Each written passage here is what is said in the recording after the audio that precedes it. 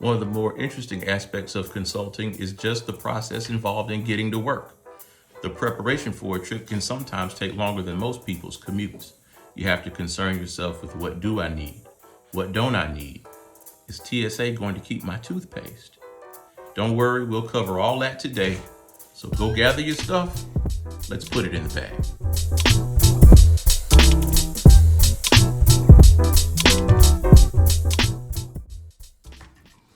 So welcome back to That Consultant Guy. Of course, my name is James. I am That Consultant Guy. And today we're going to talk about packing for your trip up to your plant site, or up to your client site rather. And just a little bit of transparency. When I first told you on the last video that we would be talking about this particular topic today, my plan was to take you through my packing routine, because I was going to be preparing to make a trip up to Western Canada to work at a client site there. Well, our client isn't ready to receive us just yet. They won't be ready to receive us until sometime in March. So I've got a little bit of extra home time, which is good. But because I promised you a packing video, we're going to get a packing video. It'll just be a mock run through, or a mock packing. I'll basically be packing some stuff just to take it out later, but just to take you through what my process looks like. Maybe some parts of it could be useful to you. Just wanted to share some insight on what preparation for taking off for a week of work is like.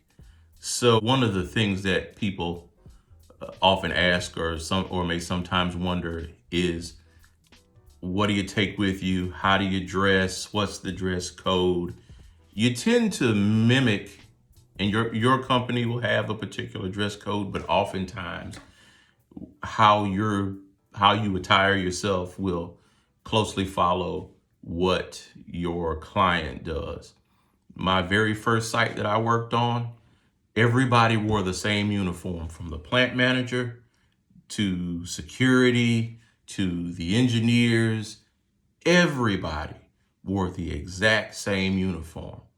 Until you learned faces, you didn't know who was who, because everybody was wearing the same stuff. Now, our company rules dictate that you are business casual, even if you have to change into a uniform from the hotel to the client site, you're business casual. So I would get up in the morning, I'd get cleaned up, get dressed, shave, put on my business casual attire. I'd head to the plant site, and I would immediately change out into a blue plain uniform with the company name, with the client's name on it, that some guy probably had worn before.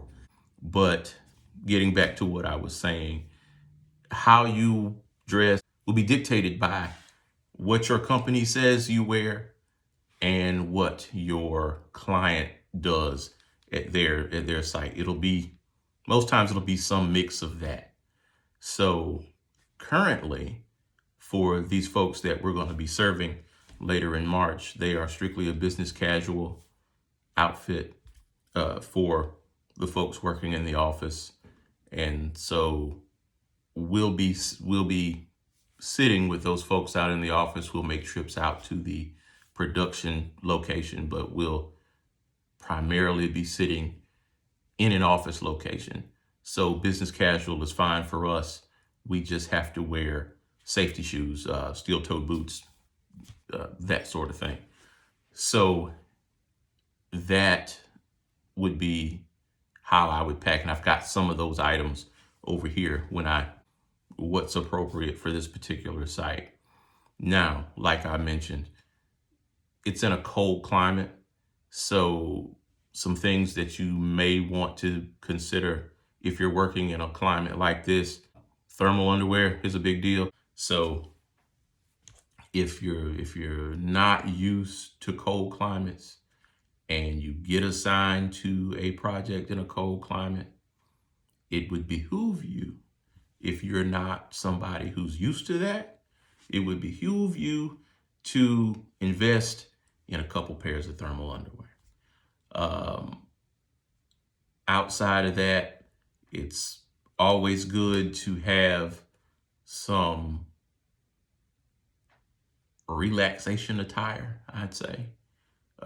Whether you're just planning on going down to the lobby bar after work, or going out to eat after dinner, you may not want to wear your work clothes out. You want to feel like you're not at work, even though in some of these after work functions, you're kind of, especially if you're going with your team, you're always on, so to speak. But at least you can slip on a pair of jeans and a polo, or whatever you're comfortable in, to kind of maybe ratchet that down a little bit. So it's always good to take that kind of stuff. Anything else that you might feel comfortable taking. Some people like to work out when they're on site or at the hotel. That's not me. But if that's you, by all means, good idea to take some workout clothes. Here's a final tip I'll get to you before I'll show you what I've got to go in my bag. Every hotel, usually hanging in the closet, they have a laundry bag, because most of your better hotels offer a laundry service. And so they have a laundry bag in there. It's just a plastic bag. It's a good idea when it comes time to check out your dirty stuff in that laundry bag. That keeps your dirty stuff kind of segregated from your clean stuff. If you're bringing any clean stuff back, that's it for the prep and what you need to do, different things, different variables. Let's take a look at what I will be taking, or what I'll be packing in my bag over here. Okay, so on most of these videos, you'll see somebody with a nice Tumi bag or something of that nature, showing you their bag and all its features and whatnot. This is just a plain old Walmart carry-on. I probably bought this thing 3-4 years ago. It might have been less than $20. I can't remember. But these bags, traveling every week, these bags get beat up. And so I just didn't want to take a really nice bag out there just to get it beat all to hell and have to replace it. It does what I need it to do.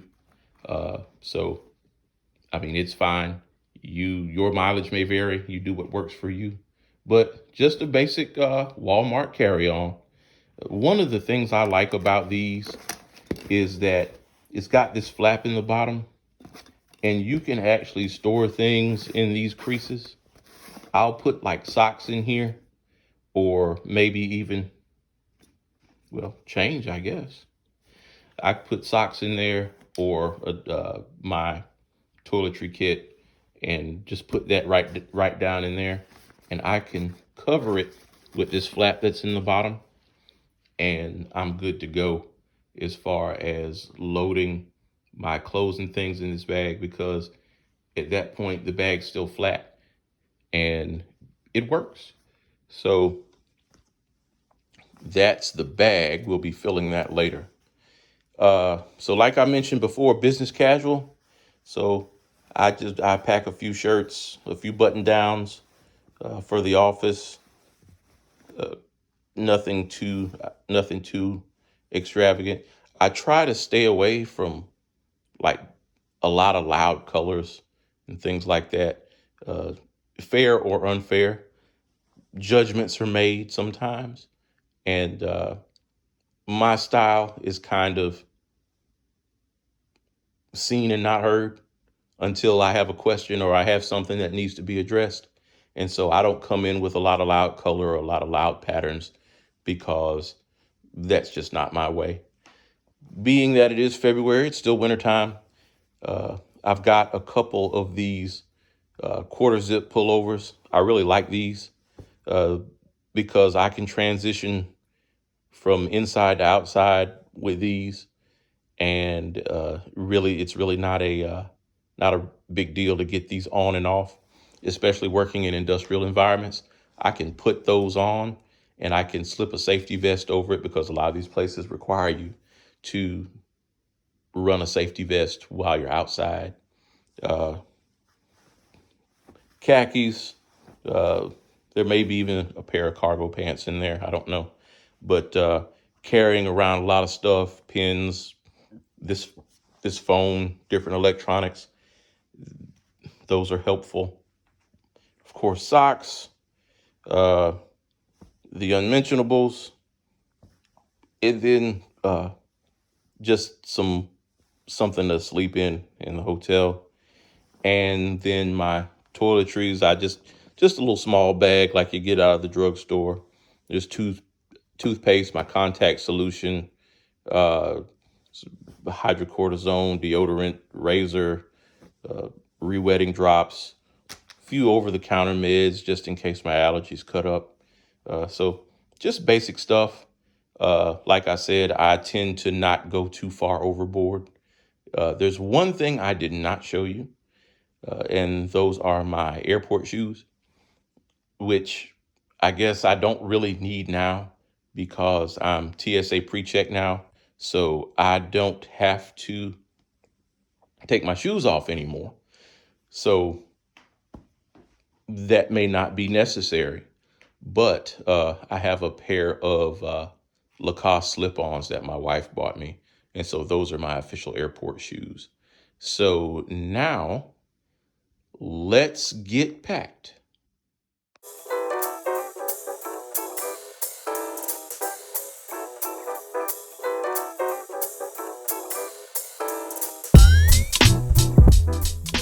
So now you've had a chance to see my packing process, and maybe you are a little bit more methodical in yours, or maybe you're a little bit more carefree. There's really no wrong way to do it, unless, of course, you leave a bunch of stuff behind.